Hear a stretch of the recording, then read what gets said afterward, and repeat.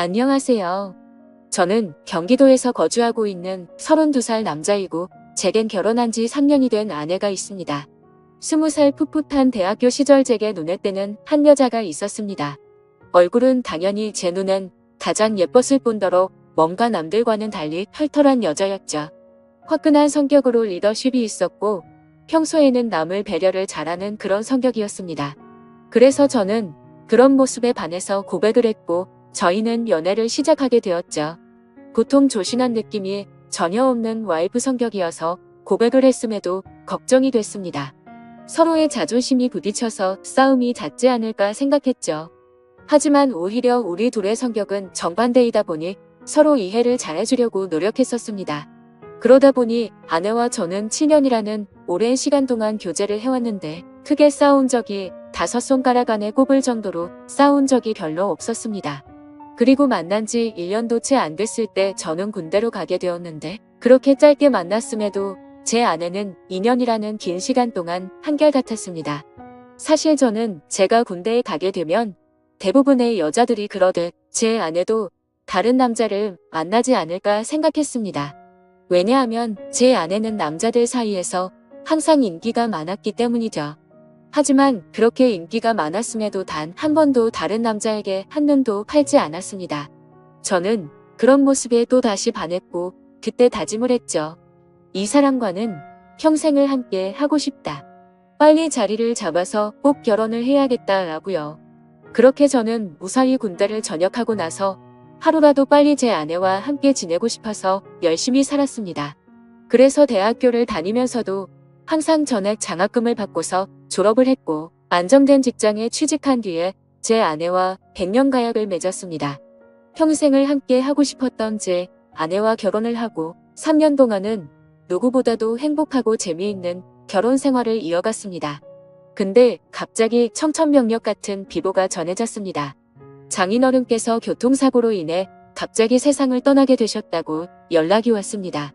정말 말로 할 수 없을 만큼 충격적이었죠.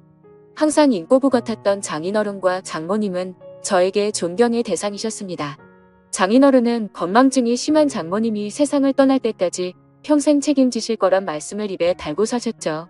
건강하게 살아야 한다며 등산도 꾸준히 하시고 식단 관리까지 할 정도로 자기 관리가 철저하셨습니다. 그리고 장인어른은 제게도 아들처럼 대해주셨어요. 삶에 대한 얘기도 해주시고 부부간의 생활을 어떻게 해야 하는지 많은 조언을 해주셨죠. 그런데 그런 훌륭하신 분이 뺑소니를 당해서 세상을 떠나다니 정말 너무 많이 슬펐습니다. 그렇게 장인어른을 떠나보낸 저희 부부는 얘기를 나누었습니다. 외동딸인 제 아내는 장모님께서 혼자 계시는 게 걱정된다고 하였고 마음이 추스러질 때까지 저희와 같이 지내는 게 어떻겠냐고 물어봤습니다. 저는 평상시에 저를 아들처럼 잘 챙겨주신 장모님이셨기에 흔쾌히 그러자고 했습니다. 그렇게 장모님과 저희는 함께 지내게 되었습니다. 장모님은 제게 항상 고맙다며 맛있는 음식들을 만들어 주셨습니다. 평소 잠이 많은 아내 때문에 아침을 못 먹고 출근을 했었지만 장모님 덕분에 아침을 거르는 일이 없어지게 되었죠. 장모님은 하루 종일 일을 하려면 아침밥이 가장 중요하다고 강조하셨습니다. 그렇게 현명하시고 사위를 아들처럼 잘 대해주던 장모님이셨는데 또 다시 저희 부부에게는 참담한 일이 생겼습니다. 평온하게 잘 지내고 있던 저희에게 들려온 충격적인 소식은 장모님의 건망증이 점점 심해지면서부터입니다. 어느 날 제게 파출소에서 연락이 왔습니다. 그 댁의 장모님께서 지금 길을 잃어버리셔서 파출소에 와 계시다고요. 아내에게 전화했는데 받지 않아서 제게 전화를 걸었다고 하더라고요. 저는 깜짝 놀래서 그 길로 회사에서 조퇴를 하고 파출소로 달려갔죠. 자초지종을 들어보니 장모님은 마트에 장을 보러 가셨고 집으로 돌아오려고 하는데 갑자기 길이 생각이 나지 않았다고 하셨습니다. 저는 바로 병원으로 장모님을 모셨고 아내에게 연락해서 병원으로 오라고 했습니다. 병원에 도착한 아내와 저는 검사 결과를 듣게 되었습니다. 의사 선생님은 장모님께서 치매가 발병하셨다고 했고 저희는 정말 또 다시 큰 충격을 받게 되었습니다. 그날 이후로 장모님의 병세는 급속도로 악화가 되더라고요. 평소처럼 거실에 TV를 보고 있는데 장모님께서 저를 사위라고 부르는 게 아니라 대뜸 남편이라고 부르더라고요. 처음에는 치매 증상이 오래 지속된 게 아니셔서 장모님은 말 실수를 했다면서 제게 미안하다고 몇 번을 사과했지만 저는 오히려 그런 장모님의 모습이 슬프고 안쓰럽더라고요. 그래서 저는 장모님께 괜찮다고 걱정하지 말라고 말씀드렸고 앞으로 치매 증상이 더 심해지면 어쩌면 좋을지 아내와 상의를 하곤 했습니다. 그러다 어느 날 아내는 동창회 모임을 가게 되어서 저녁에 장모님과 제가 단둘이 있어야 할 때가 있었습니다. 그렇게 장모님과 사이좋게 소파에 앉아서 TV를 보고 있는데 갑자기 치매 증상이 찾아왔던 장모님은 저에게 또다시 여보라고 부르더라고요.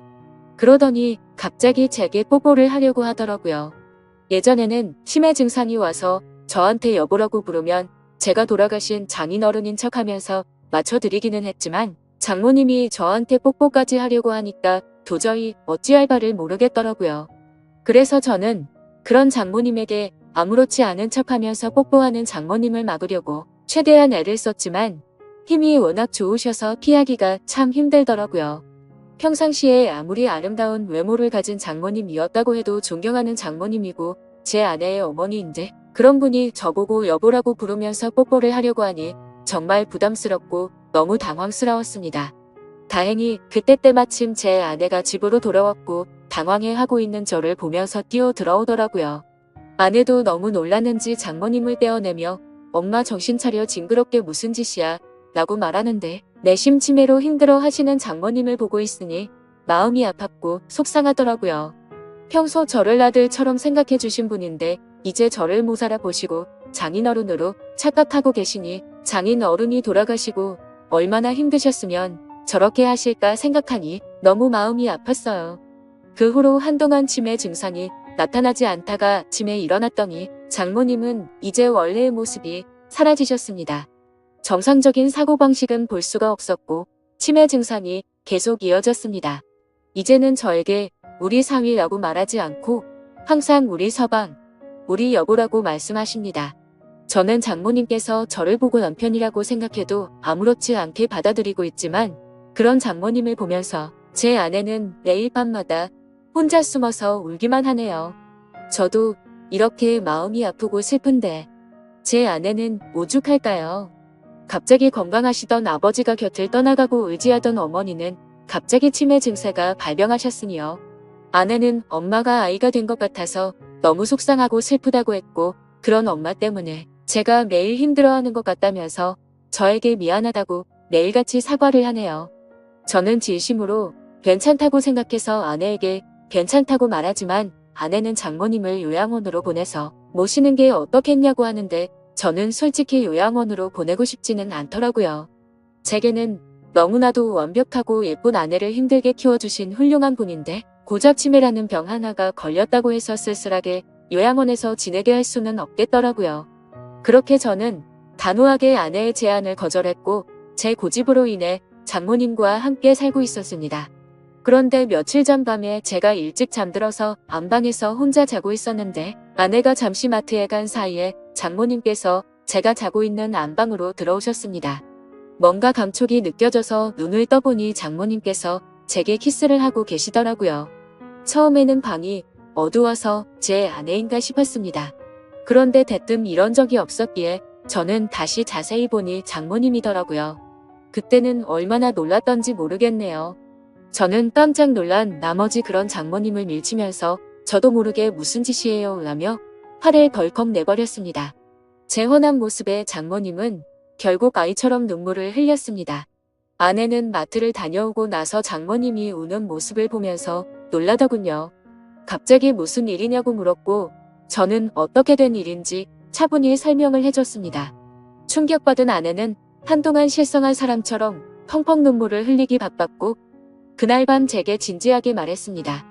이러다간 일이 더 커질 것 같다며 제발 요양원에서 모시자고 애원을 했습니다. 아내는 만약 자신이 혼자 사는 미혼이었다면 장모님을 요양원에 보내지 않고 본인이 치매에 걸린 엄마를 케어했을 거라고 하며 지금 결혼한 입장에서 저와 계속 마찰이 일어나다 보니 도저히 지금처럼 다 같이 지내면서 모실 수는 없을 것 같다고 하더라고요. 저는 아내가 어떤 마음으로 그렇게 애원하는지 알았죠. 그래서 저는 도저히 고집을 부릴 수 없어서 아내의 뜻에 따르기로 결정했습니다. 사실 저 또한 고민은 많았습니다. 아내에게조차 말하지 못한 사실이 있었죠. 아내가 없을 때마다 장모님은 저에게 몰래 다가오셔서 한마디씩 하셨습니다. 우리 딸 혼자라 외로울 텐데 아이 한 명 더 가지는 거 어때라고 물으셨고, 제가 방심한 사이에 엉덩이를 만지기도 하고 갑자기 스킨십을 하셔서 놀랄 때가 한두 번이 아니었죠. 아무쪼록 아내와 저는 어쩔 수 없이 장모님을 요양원으로 모시기로 했고, 기왕이면 일반적인 작은 요양원이 아니라 시설도 좋고 여러 가지 좋은 조건을 골고루 가지고 있는 큰 요양원을 알아보고 있었습니다. 장모님이 건망증이 심할 때부터 미리 들어놓은 보험이 몇 개가 있기도 했었고, 아내와 제가 어느 정도 경제적인 능력이 있었기에 좋은 요양원에서 모시는 것 정도는 크게 부담이 되진 않았습니다. 좋은 조건들의 요양원을 선별하는 건 꽤 시간이 들었고, 요양원에 들어가는 절차도 있었기에 저희가 원한다고 바로 들어가진 못했습니다.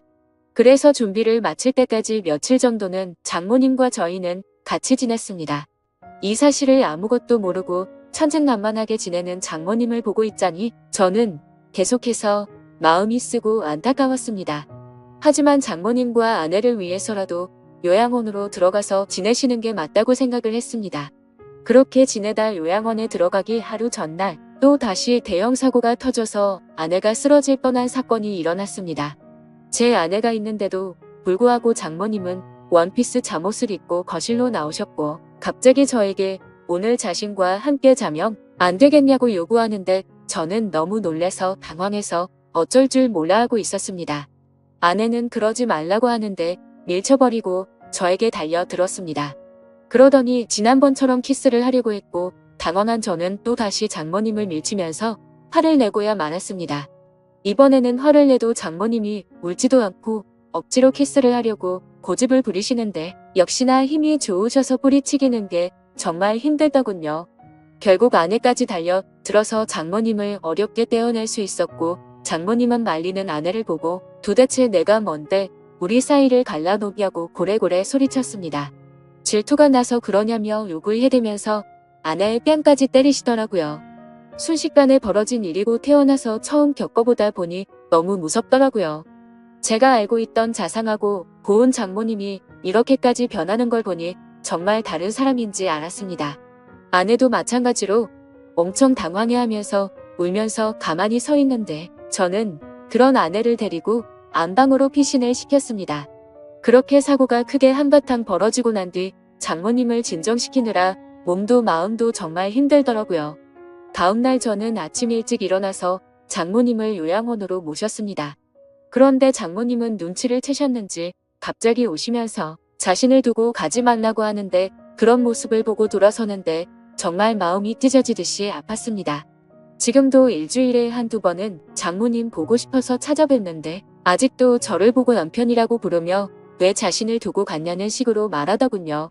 면회를 가고 집에 가려고 하면 제발 나 좀 데리고 가달라고 울고불고 난리가 납니다.